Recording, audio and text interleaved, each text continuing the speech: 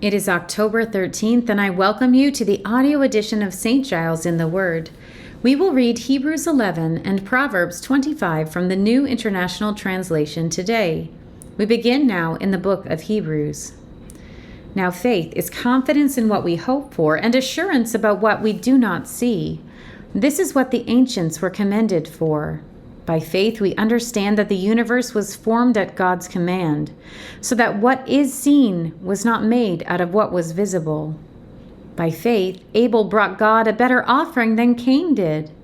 By faith, he was commended as righteous when God spoke well of his offerings. And by faith, Abel still speaks, even though he is dead. By faith, Enoch was taken from this life, so that he did not experience death. He could not be found because God had taken him away. For before he was taken, he was commended as one who pleased God. And without faith, it is impossible to please God, because anyone who comes to him must believe that he exists, and that he rewards those who earnestly seek him. By faith, Noah, when warned about things not yet seen, in holy fear built an ark to save his family. By his faith, he condemned the world and became heir of the righteousness that is in keeping with faith. By faith, Abraham, when called to go to a place he would later receive as his inheritance, obeyed and went, even though he did not know where he was going. By faith, he made his home in the promised land like a stranger in a foreign country. He lived in tents, as did Isaac and Jacob, who were heirs with him of the same promise. For he was looking forward to the city with foundations, whose architect and builder is God. And by faith, even Sarah, who was past childbearing age, was enabled to bear children because she considered him faithful who had made the promise. And so, from this one man, and he as good as dead, came descendants as numerous as the stars in the sky and as countless as the sand on the seashore. All these people were still living by faith when they died. They did not receive the things promised. They only saw them and welcomed them from a distance, admitting that they were foreigners and strangers on earth. People who say such things show that they are looking for a country of their own.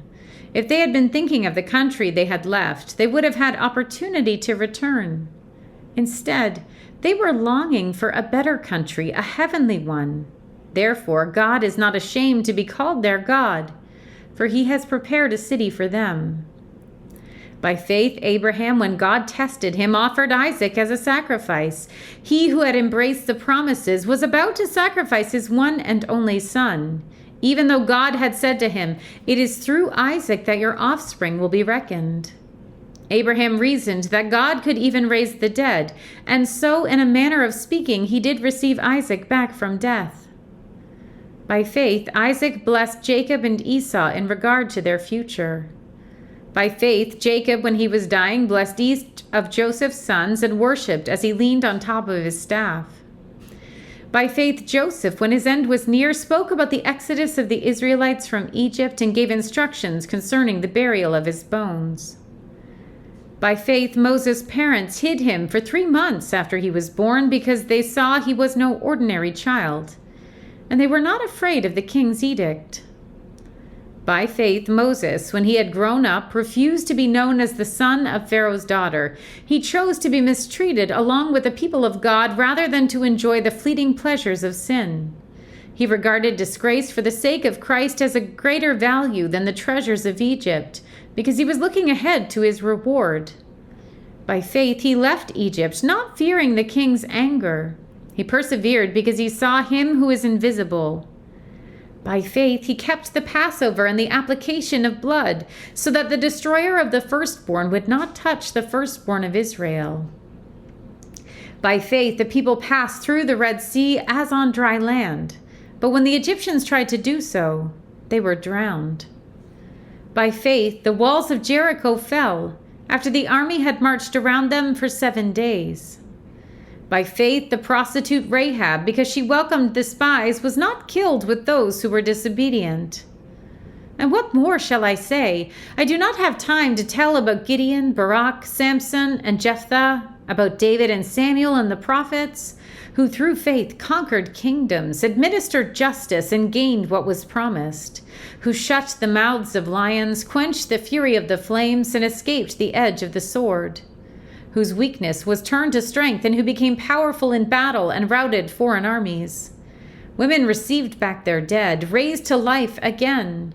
There were others who were tortured, refusing to be released so that they might gain imprisonment. They were put to death by stoning. They were sawed in two. They were killed by the sword. They went about in sheepskins and goatskins, destitute, persecuted, and mistreated. The world was not worthy of them. They wandered in deserts and mountains, living in caves and in holes in the ground. These were all commended for their faith, yet none of them received what had been promised, since God had planned something better for us, that only together with us they would be made perfect. We turn now to the book of Proverbs.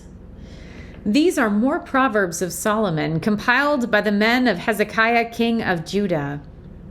It is the glory of God to conceal a matter. To search out a matter is the glory of kings.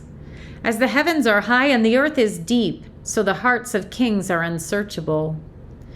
Remove the dross from the silver, and a silversmith can produce a vessel.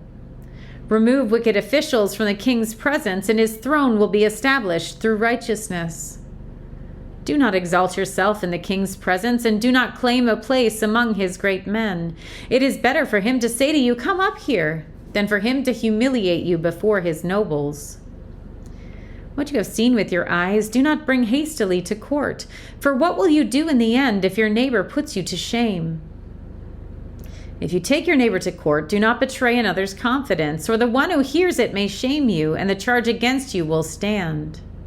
Like apples of gold in settings of silver is a ruling rightly given. Like an earring of gold or an ornament of fine gold is the rebuke of a wise judge to a listening ear. Like a snow-cooled drink at harvest time is a trustworthy messenger to the one who sends him. He refreshes the spirit of his master.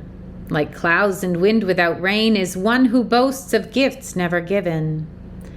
Through patience, a ruler can be persuaded, and a gentle tongue can break a bone. If you find honey, eat just enough, too much of it, and you will vomit. Seldom set foot in your neighbor's house, too much of you, and they will hate you. Like a club or a sword or a sharp arrow is one who gives false testimony against a neighbor. Like a broken tooth or a lame foot is reliance on the unfaithful in a time of trouble. Like one who takes away a garment on a cold day, or like vinegar poured on a wound, is one who sings songs to a heavy heart. If your enemy is hungry, give him food to eat. If he is thirsty, give him water to drink. In doing this, you will heap burning coals on his head, and the Lord will reward you. Like a north wind that brings unexpected rain is a sly tongue which provokes a horrified look. Better to live on a corner of the roof than share a house with a quarrelsome wife. Like cold water to a weary soul is good news from a distant land. Like a muddied spring or a polluted well are the righteous who give way to the wicked. It is not good to eat too much honey, nor is it honorable to search out matters that are too deep. Like a city whose walls are broken through is a person who lacks self-control. Here ends our reading for today.